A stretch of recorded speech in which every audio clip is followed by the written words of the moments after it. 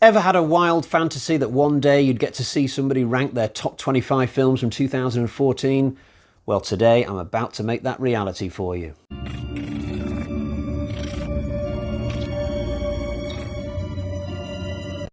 Hi guys, and welcome to the latest of my yearly rankings videos. I've actually seen 30 films from this particular year, but as has been my tradition throughout this series, I'm just going to rank my top 25 just to keep the video manageable. So there are 5 honourable mentions. I'll quickly read those out to you. I've got them written down in my little pink pad here. 4 of them are animated films. So we've got How to Train Your Dragon 2, Planes 2, Fire and Rescue, Postman Pat, and Big Hero 6. Basically a whole bunch of films that I was forced to sit through when my kids were wee nippers and there was just no getting out of it. There's one non-animated film among the honourable mentions, and that film is the third Hobbit film, Battle of the Five Armies, I think. I used to think of myself as a fan of both Lord of the Rings and The Hobbit, but I rewatched the Hobbit films recently and I just didn't like them as much as I thought I did, and especially the third one. I was really bored by the time I got to the third one, so I decided I really didn't want to talk about that film today. So that one has not made the list, but there are 25 films that did make the list. But before we get to those, a very quick reminder that the top 2 films today will go through to the eventual grand final of 100 films, where I will be declaring once and for all and with great authority as to what the greatest film of all time is. But for now, let's concentrate on 2014, and we'll start with the film that I consider to be the 25th best from this particular year. So when the channel was very new, I did reviews of both See No Evil 1 and 2. The first one is one of the worst slasher films I have ever seen. I mean, it is rank bad. It's absolutely awful. This second one is slightly better, mainly because they bring in Danielle Harris and Catherine Isabelle, 2 actresses I really, really like. The presence of those 2 makes this sequel somewhat watchable, but I still don't like the main killer. He's played by an ex-wrestler called Kane, and I don't know, he just does nothing for me. I just don't like him. Most of this film takes place in a morgue/hospital. I guess it's better than the first one, but that's not really saying much. The fact that this film has made it into the list ahead of The Hobbit 3 just goes to show how completely disenfranchised I've become from Peter Jackson's Hobbit trilogy. A few years ago, I did a run through the X-Men films, and I got as far as the first Deadpool, which I think is the 8th film chronologically in this shared universe, but I just didn't feel like carrying on and watching the rest. I think there's about 11 in total, maybe. I looked it up on Wiki once. This is the last of what you would call the mainstream X-Men films that I watched. I certainly didn't feel like going on and watching the next of those after this, which I believe is called X-Men Apocalypse. I think my wife watched it, but I was done after this one. I mean, they're not bad films, but they just don't really get me all that excited. I don't remember that much about this, in all honesty. The version I watched was called the Rogue Cut, a slightly extended version of the theatrical, but I never watched the theatrical back in the day, so I can't compare the two. But I was just fairly, I don't know, I couldn't get emotionally involved in this film. I just kind of casually watched it and then turned it off without really feeling anything. And I think you have to feel a little bit more than that if you're going to get invested in a big, long-running universe. Some of the films in this franchise I really like the Wolverine film that's in Japan, very, very good. First Deadpool film, very good as well, to be fair.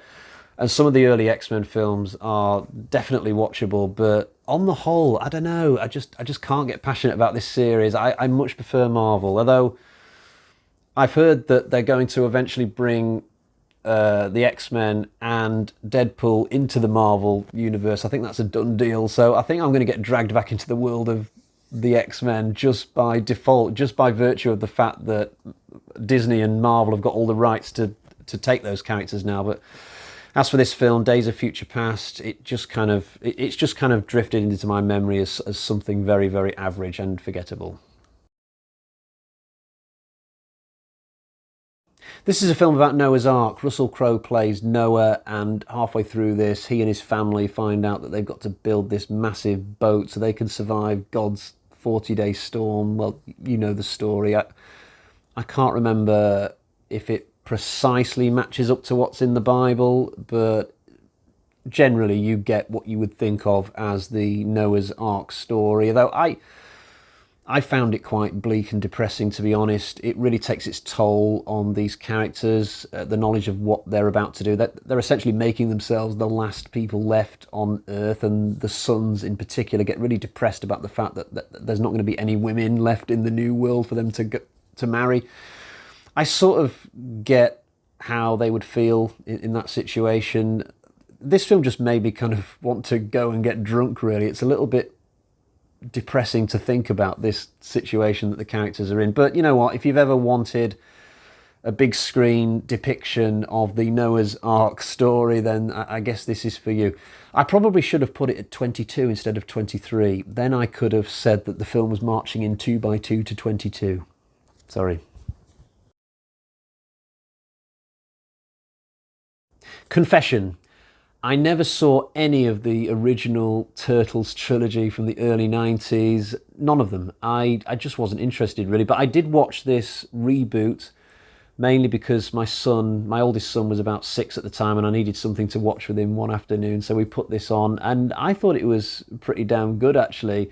It's a little bit adult, or at least it was more adult than I expected. Like, there's one scene where some of the turtles are having blood drained out of them as part of some nefarious villain's plot. You can literally see blood going through a tube. It's being extracted from them in this science lab, and they have to be rescued or something before they can be like properly drained of blood. I was a little bit uncomfortable, I must admit. I was sort of wondering whether to carry the film on, and my son was a little bit freaked out by it. So yeah, if you're going to show this to your kids, probably make sure that they're like 9 or 10 rather than 6 or 7. But I guess the big trump card that this film has is the fact that Megan Fox plays April. I mean, that is just a fantastic thing for us parents to be able to enjoy while the kids are enjoying the turtles side of it. There's also a great scene in an elevator where the turtles start doing this rap just as they're about to have their final fight with Shredder, which I thought was really good.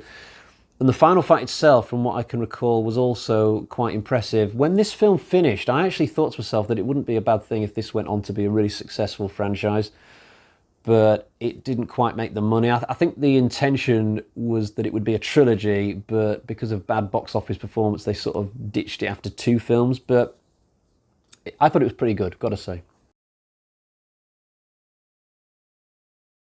This is a kind of psychological horror film about a mother and son who they live on their own and they've got issues. There may be a monster in their midst, or it might just be in their heads. You might call this an elevated horror film, and normally I consider myself very open to enjoying such things, but I just couldn't get into this one. I suspect that I just wasn't in the right mood on the night. I've got a funny feeling that if I watched this again, I would probably enjoy it a lot more. I think I'd be more prepared for it second time around, but the one viewing I had, I don't know, I was just bored and lost by the final third, to be honest. I just couldn't get into it, really. Plus, there's a word that this woman says in this film, Babadook. The way she says it in her Australian accent, it really just kind of annoys me. She says it like, the Babadook. I might make it sound a bit more South African the way that I do it, weirdly. But now normally, I love Australia. I love the Australian accent. I've been to Melbourne, Tasmania, love the place. But just something about this one word that this woman says. She says it so many times during this film, and the way she says it just wound me up the one time I watched the film. Probably sound really petty when I say that, but like I said, it needs a second viewing, me and this film. As to whether I'll ever get around to it, though, I don't know. The first in what's now a long-running franchise. I think they're now planning the 5th film in this series, but I've only seen the first one. I randomly bought it on DVD when I was out shopping for about £1, and I put it on. I thought it was all right, but to be honest, the movie's a little bit obsessed with things being big and CGI. There's not really much in the way of adventure or character. I plodded my way through to the end, but I wasn't massively taken by it. But now that they've got all these other films like Kong and Godzilla versus Kong and stuff, I'm sort of tempted to go back to this series, but I don't really want to bother if all the films are going to be as mundane as this first one. I mean, do let me know in the comments if you can be bothered. Do they get better after the first one? Did they learn from what they did with the original film? Or are they all going to be like this? If that's the case, then it's probably not going to be a franchise for me.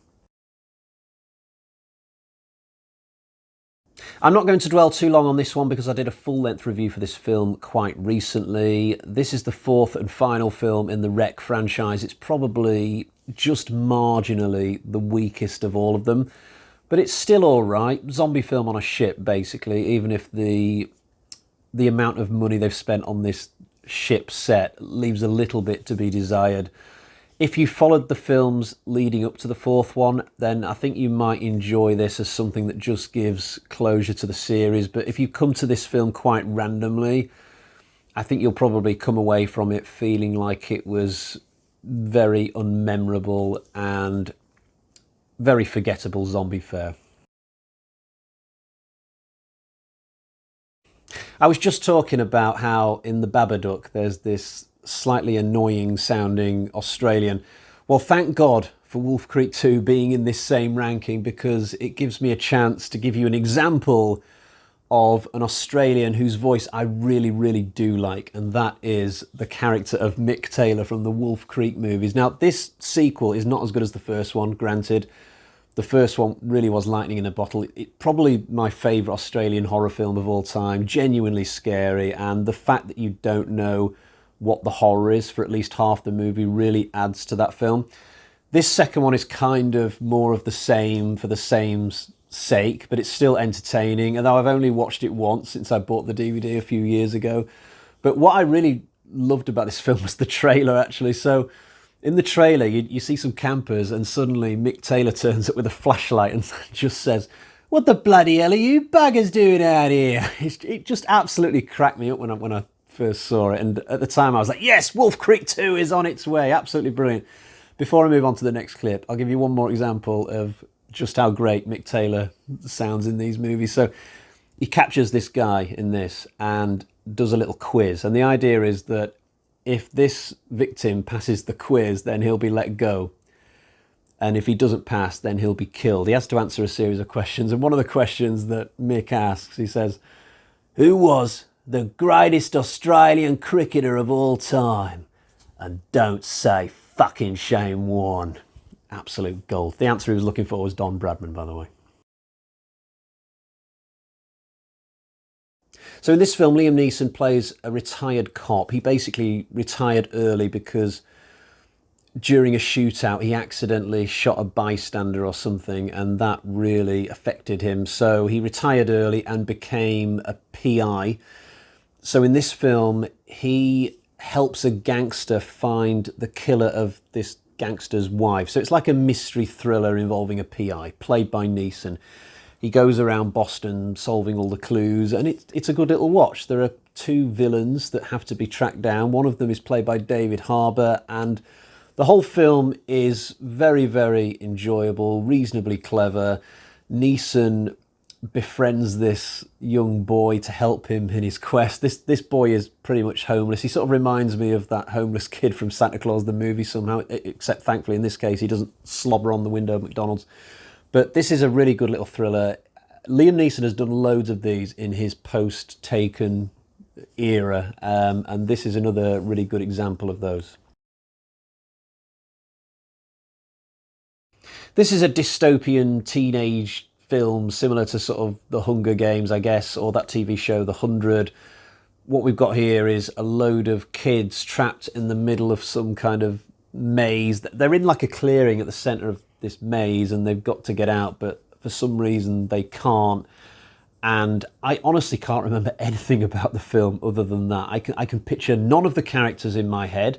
I did watch this. I watched this with my wife, and we quite enjoyed it. But for some reason, I'm just drawing a blank on most of the movie, apart from the actual maze aspect of it. There are sequels to this. I think one of them's called The Scorch Trials, and I don't even know what the other one is called, if they even got around to making that one. I don't know why I didn't move on with these films, because I did really enjoy this first one, but it's just weird how it's gone completely out of my head. This is the second of the Planet of the Apes reboot series. So there was Rise of the Planet of the Apes in 2011, Dawn in 2014, and War for the Planet of the Apes in 2017, and they're going to be bringing out another one called Kingdom of the Planet of the Apes in 2024, I believe. So this series is still ongoing. These films get better as they go along for me, and even the weakest of them, which would be Rise of the Planet of the Apes in 2011, still a very good emotional film, which is of a very high quality. I think they're going to have their work cut out continuing this streak of the films continuing to get better and better once they get to Kingdom of the Planet of the Apes. What I love about this middle chapter, mainly it's just how it looks. It's just stunningly gorgeous. It's got that kind of overgrown shrubbery feel to the world, with it being a post-apocalyptic landscape.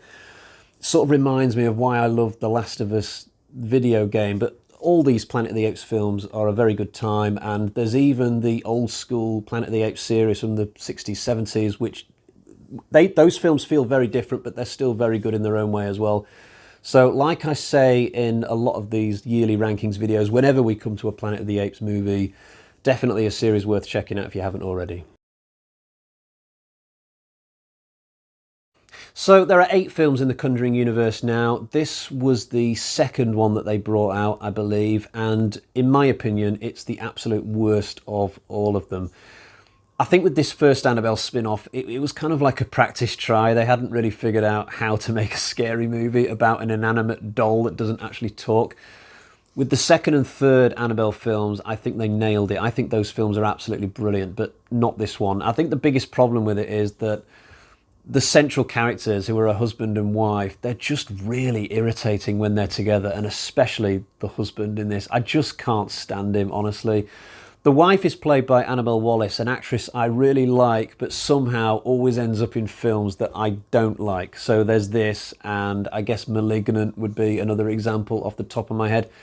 There are 2 really good scare scenes in this film, and neither one of them involve the doll, weirdly enough. But me being a fan of the franchise, I will still watch it, because what I'll tend to do with these every now and again is do a full run through, but it's certainly the worst for me. If I'm being honest with myself, it's no better than a 2.5 out of 5 movie.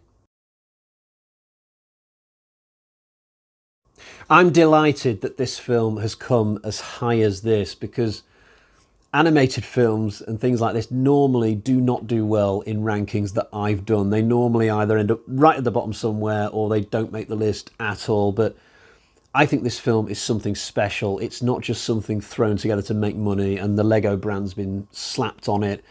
I think it's got a really cool message that you get at the end of this, when we meet the human characters, and everything we've watched up until then sort of makes a bit more sense.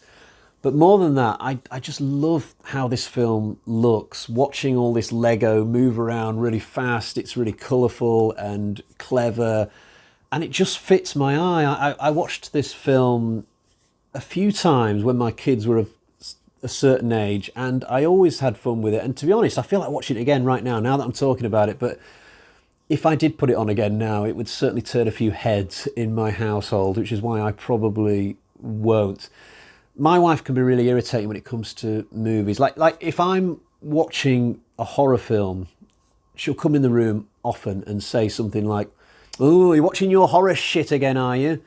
But if I broke away from that and put on something like the Lego movie, she might come in and say, "Oh, what are you watching here? A bit of animation, eh?" And like take the piss a little bit. And it's kind of like, well, can't win either way, so I might as well just watch bloody horror films, you know what I mean? I only got around to watching this about 6 months ago, and I can't believe I left it that long. So what we've got here is a sci-fi time-bending thriller starring Tom Cruise and Emily Blunt. Emily Blunt is an actress who, she just seems to churn out good film after good film after good film, like year on year, and from all different genres as well. She's very prolific. I could do a rankings for Emily Blunt tomorrow. The other week I did a rankings for Jamie Lee Curtis. Now, Jamie Lee Curtis is roughly 60, and I remember at the time when I was deciding whether to do a rankings for her, I was looking at her films thinking, okay, yeah, there's that. Yeah, I've got just enough here that I've seen and whereby I could do a rankings for Jamie Lee Curtis. Emily Blunt must be like 20 years younger than Jamie Lee Curtis, but without even looking at her films, I know that I could easily do quite a large ranking for Emily Blunt tomorrow. She's done a hell of a body of work by the age that she is, and this is another example of a great film that she's done. Tom Cruise, somebody else who's got a massively impressive body of work as well, and together they're really good in this. It's like a cross between Starship Troopers and Back to the Future. It's like a time twisty narrative with great action in it.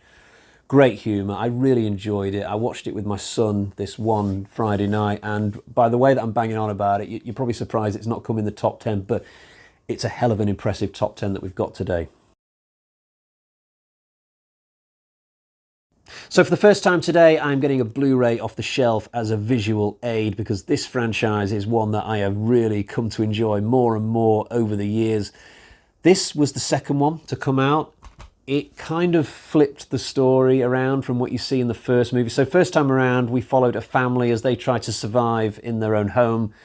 Second time, we're out into the open, out into the city, watching people try and survive out in the open with no walls to protect them. It was definitely the logical thing to do with The Purge's first sequel. Great protagonist here with Frank Grillo. It's not the most deep, complex film you'll ever see, but it's just highly entertaining, and I really, really like it, honestly. I definitely think that I've got a Purge review series in my locker just bursting to get out at some point. So yeah, that's something to come further down the line, I think. But for now, let's concentrate on this ranking, and we're about to go into the top 10. So as you can tell, I'm into another day's filming for the top 10, and we begin with Guardians of the Galaxy, which I guess was the big smash hit of Marvel's Phase 2. I'd never heard of this before it came out. I don't know what it was in a past life. Was it a comic or something else? I don't know. The only reason I even watched this was because I knew it was the next film chronologically in Marvel's list. I wasn't expecting much, but what I got was probably one of the best films in the series because this is absolutely awesome. If you don't know what it's about, it's basically a ragtag group of adventurers who come together improbably. There's one human character, there's a talking raccoon, there's a giant tree.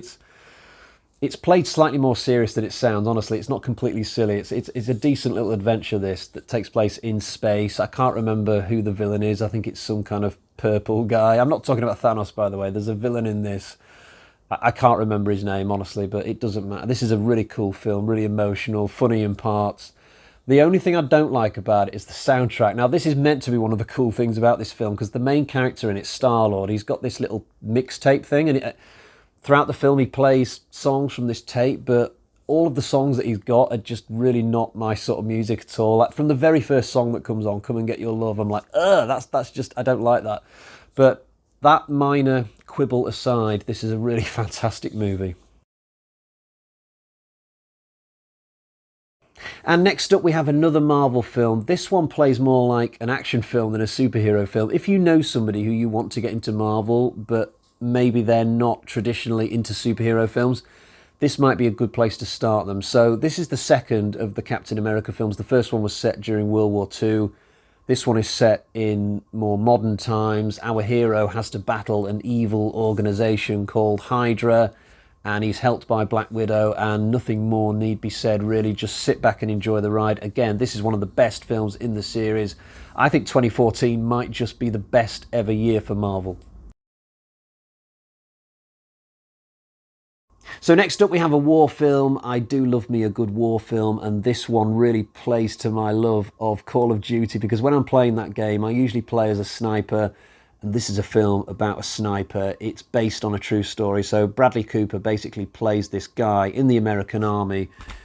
He goes on a tour of duty. I can't remember if it's Iraq or Afghanistan, to be honest. I'm constantly getting those two conflicts mixed up in my head.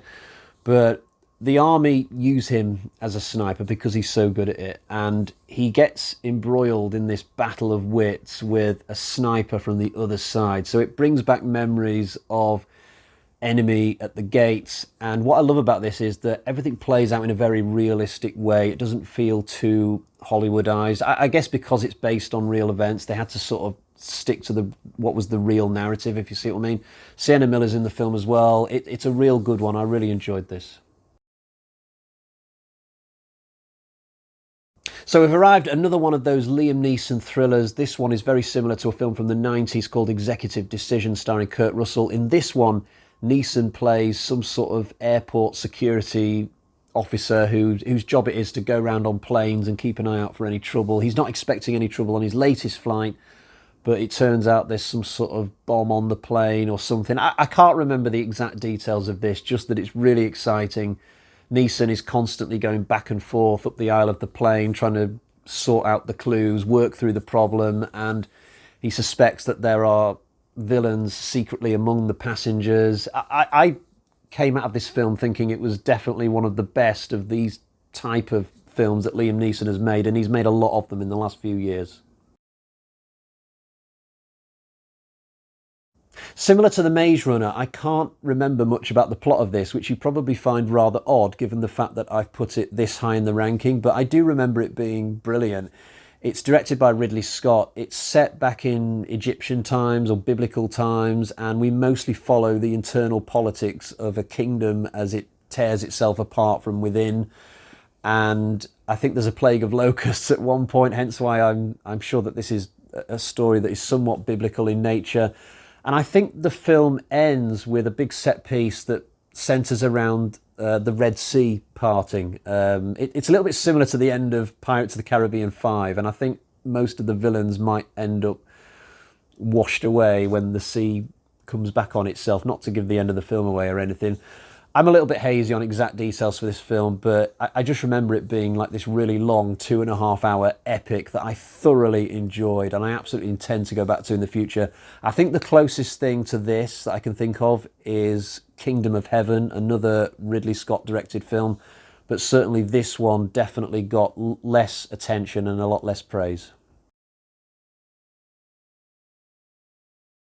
So into the top five we go with Paranormal Activities, the marked ones. Here is my DVD copy of the film. They have just brought out this really snazzy looking Blu-ray box set for Paranormal Activity. It's even got the seventh film included in it, which I've still not seen. I could see it. I have spotted it available to rent on Amazon. I'm just kind of thinking to myself, shall I not rent it and wait until I get the box set? The trouble is the box set is like £60. It's just come out, and I'm kind of thinking, oh, maybe if I wait just a little bit, the price will come down. I might check out what the price is in January, when traditionally prices go down for everything. I think once I do get that box set, that's when I'll probably review this series. But just looking at this particular film, this is probably one of the best in the franchise. It's about this Spanish-speaking LA kid who gets onto the trail of Toby and all the stuff that we followed in the previous films. He develops superhero powers in this, which is really out of the blue and funny.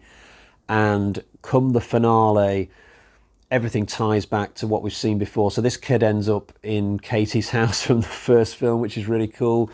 Off the top of my head, this is definitely one of the best in the franchise, but I'll go into it more deeply when I do my review series. Big John Wick fan here, although like a lot of people, I probably didn't give this series the time of day until like number 3 was about to come out. That was the first one that I saw at the cinema, and I will absolutely be back at the cinema next year when number 4 hits the screens. Not that I thought all that much of the John Wick 4 trailer, although I guess probably they don't want to show their hand with the trailer, if you know what I mean. They'll keep their best stuff for the actual film. They're also bringing out a spin-off now called Ballerina. I'm not sure if that's coming out next year or the year after, I'm not sure. This first film, I've got it on Blu-ray actually as part of a double pack with John Wick 2, and it's not as if things even started slowly with John Wick 1. It's not like what they did with Rambo, where you get this gritty, down-to-earth thriller with the first one, and then in the second film you get all the craziness where he shoots like 100 people. No, in John Wick, he's just shooting dozens and dozens of people right from the off. I mean, the body count in this first film is just ridiculously high, but sometimes that is what you want in a movie, you know? You just want to watch somebody going around shooting people left, right and centre. You don't want anything complicated.